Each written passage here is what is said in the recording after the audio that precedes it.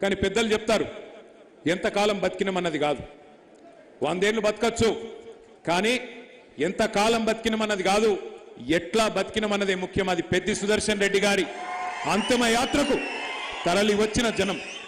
వాళ్ళేమీ మనం పిలిచిన వాళ్ళు కాదు, మనం చెప్పలేదు ఎవలకు.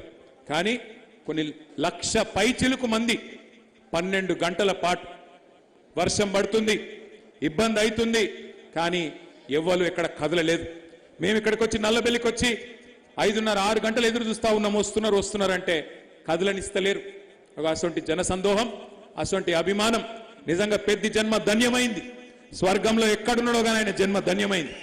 ఎందుకంటే ఇట్లాంటి అభిమానం ఇక్కడ మనిషి మరణించిన తర్వాతనే తెలుస్తుంది ఆయన గురించి ప్రజలు ఏమనుకున్నారనేది. గెలిచింది ఒక్కసారే కావచ్చు, కానీ జనం గుండెల్లో నిలిచిపోయిండు పెద్ది సుదర్శన్ రెడ్డి. అందుకే మీ అందరికీ నేను మాటిస్తా ఉన్నా, 2 ఏళ్లలో మళ్ళీ తిరిగి కేసీఆర్ గారు ముఖ్యమంత్రి అవుతారు పెద్ది సుదర్శన్ రెడ్డి గారు కోరుకున్న విధంగా. ఆ తర్వాత ఏ మెడికల్ కాలేజ్ గురించి అయితే ఇప్పుడే హరీష్ అన్న చెప్పిండో ఆ మెడికల్ కాలేజ్ కు పెద్ది సుదర్శన్ రెడ్డి పేరు పెట్టేది పక్కా పెడతాం. పెట్టి పెద్ది సుదర్శన్ రెడ్డి పేరు నర్సంపేటలో చిరస్థాయిగా నిలిచిపోయే విధంగా, భవిష్యత్తులో ప్రతి తరము గుర్తుపెట్టుకునే విధంగా వారికి ఘనంగా నివాళి అర్పిద్దాం.